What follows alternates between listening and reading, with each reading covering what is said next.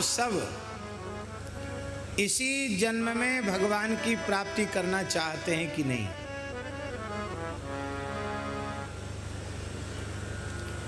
इसी शरीर से इसी जीवन में अपना कल्याण चाहते हैं कि नहीं? चाहते हैं। जन्मांतर और देहांतर की प्रतीक्षा नहीं कर सकते। इसी शरीर से इसी जन्म में कल्याण होना चाहिए। तो हम कैसा अपना जीवन बनावें?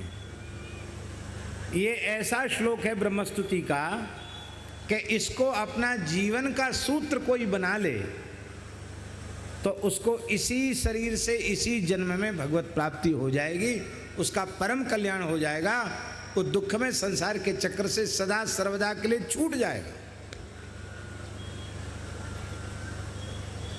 बहुत बढ़िया श्लोक है। पहला साधन, प्रथम साधन क्या है? तत्तेनुकंपां सुसमीक्षमाणो, तत्तेनुकंपां सुसमीक्षमाणो, तत्ते अनुकंपां सुसमीक्षमाणः। ईक्ष धातु दर्शन के अर्थ में है और सु और सम उपसर्ग लग गए। इसका अर्थ है अनुकूल से अनुकूल परिस्थिति हो और प्रतिकूल से प्रतिकूल परिस्थिति हो तो भी जो आपकी कृपा का प्रत्यक्ष अनुभव करते रहते हैं, वर्तमान काल में अनुभव करते रहते कृपा का। बहुत से लोग ऐसे होते हैं जो कहते हैं पहले तो भगवान की बड़ी कृपा थी हमारे ऊपर, इस समय लगता पता नहीं भगवान क्यों नाराज हैं हमारे ऊपर, कृपा ढीली ढाली दिखाई पड़ रही है। बहुत से लोग कहते हैं, बहुत से लोग कहते हैं भैया लाइन में तो लग रहे हैं हम, अब तक तो कृपा भई ना है, कब हमारे ऊपर भी कृपा है जाएगी। ब्रह्मा जी कहते वो भक्त कहलाने लायक नहीं है। जो भूतकाल की कृपा की बात करते हैं और भविष्य की कृपा की बाट जो होते हैं वे श्रेष्ठ भक्त नहीं हैं। भक्त वे हैं जो कहते पहले भी अपार कृपा थी, आगे भी कृपा बनी रहने वाली है, और इस समय जैसी कृपा भगवान की हमारे ऊपर है, आहा क्या कहना, वर्तमान में सर्वोपरि कृपा हमारे ऊपर है, ऐसा विचार करते हर समय अनुकूल से अनुकूल, प्रतिकूल से प्रतिकूल परिस्थिति में कृपा का ही अनुभव करते हैं। अब देख लो, ब्रजभूमि का एक पवित्र गांव, ब्रजरज में हम लोग बैठे हैं। राधा गोपाल जी की स्थापना का, नव मंदिर निर्माण का दिव्य उत्सव है। संतों के बीच में बैठे हैं और क्या कर रहे हैं?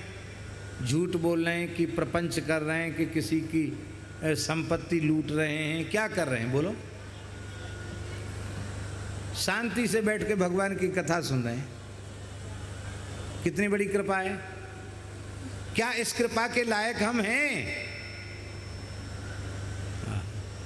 हर समय कृपा का चिंतन करता हुआ आनंद में रहे। देखो, कृपा के चिंतन की बात इसलिए अरविंद जी महाराज इसलिए कही जा रही है कि अनुकूल तो अनुकूल है ही, कृपा के अनुसंधान से प्रतिकूल भी प्रतिकूल नहीं रह जाएगा, प्रतिकूल भी अनुकूल हो जाएगा। दूसरी बात, अनुकूल परिस्थिति में जीव भगवान को भूल जाता है। अरे भगवान की तो चले क्या, अपने आप को भूल जाता। मैं आदमी हूँ, आदमी नहीं रहता अनुकूल परिस्थिति में। उसके नक्शे ही दूसरे हो जाते, उसके तेवर ही दूसरे हो जाते हैं। लोग उसको राम राम करें, वो ऐसे देखता है, वो नीचे देखता ही नहीं। चलो हटो हटो, ऐसे करता है। जल्दी किसी की राम राम भी नहीं लेता। पर जब अनुकूल परिस्थिति में भी कृपा का चिंतन करोगे तो स्वप्न में भी अहंकार नहीं आएगा।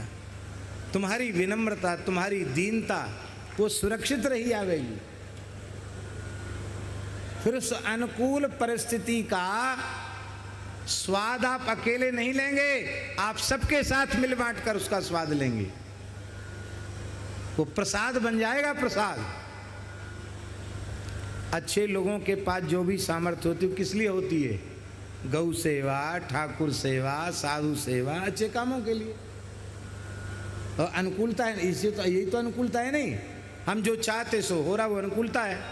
अब अनुकूलता संसारी को मिले तो अहंकारी हो जाएगा, और भक्त को अनुकूलता मिले तो वो भगवान की उस कृपा को सब जगह बांटेगा, प्रसाद हो जाएगा वो। इसलिए चाहे जैसी परिस्थिति हो, अनुकूल प्रतिकूल, भगवान की कृपा के चिंतन का व्रत ले लो। ठाकुर जी की बड़ी भारी कृपा है, बहुत कृपा है, बहुत कृपा है, कहते रहो कृपा है, कृपा है, कृपा है, कृपा है, ऐसा अनुसंधान करते रहो।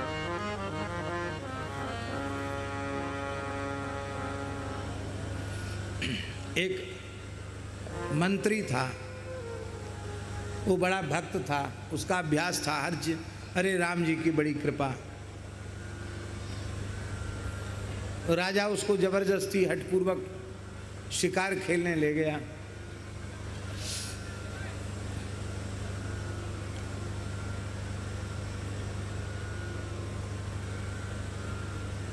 राजा की उंगली कट गई,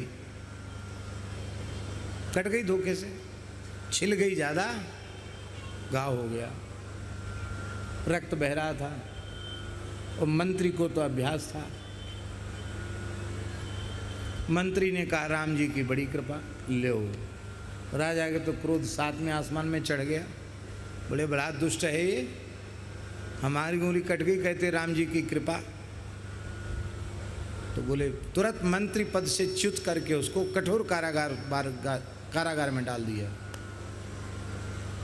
और घाव तो राजा का भर गया, लेकिन वो ज़्यादा कट गई थी उंगली। राजा को तो व्यसन था शिकार का, फिर शिकार खेलने गया।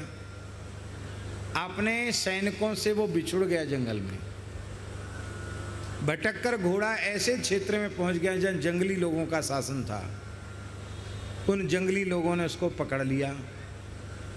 उनको, वो तामसी लोग थे, वो नरबली चढ़ाना चाहते थे देवी को। राजा को पकड़ लिया, बोले ये मोटा ताजा पशु बहुत अच्छा है, इसी को देवी के सामने काटेंगे।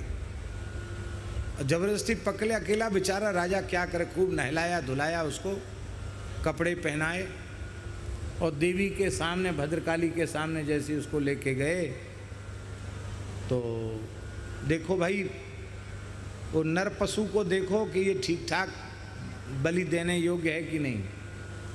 तब तक दृष्टि पड़ गई उंगलियां, अरे इसकी तो अंग भंग है, उंगली कटी हुई है।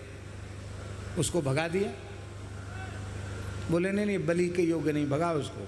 चला गया राजा। राजा ने कहा बहुत ठीक कहा मंत्री ने कि भगवान की बड़ी कृपा है, उंगली कट गई तो बड़ी कृपा है, और नहीं तो आज गला ही कट जाता हमारा। उंगली तो उंगली कटी, आज कृपा राम जी की अनुभव न करते तो गला ही कट जाता। बोले बड़ा पश्चाताप हुआ राजा को।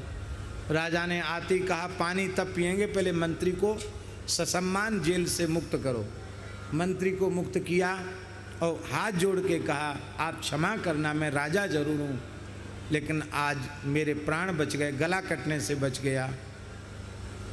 लेकिन एक प्रश्न हमारा है, क्या कि हमारे ऊपर तो बड़ी कृपा हो गई, उंगली कट गई और गला कटने से बच गया, पर तुम्हारे ऊपर कहाँ से, तुम्हारे तो ऊपर कोप हुआ परमात्मा का।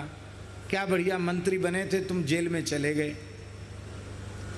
बोले नहीं, मेरे ऊपर भी राम जी की अपार कृपा हुई। क्यों? क्योंकि आप हमसे प्रेम करते हो, आप हमको छोड़ते नहीं, ज़बरदस्ती शिकार ले चलते, और मैं आपके शरीर की छाया के समान साथ ही साथ चलता, तो आप तो उंगली कटी होने पर छोड़ दिए जाते, और मैं एकदम साबुत हूँ, मेरा गला जरूर कट जाता। तो राम जी ने हमको जेल के भीतर पहुंचा कर भी कृपा की, हमारी रक्षा कर ली।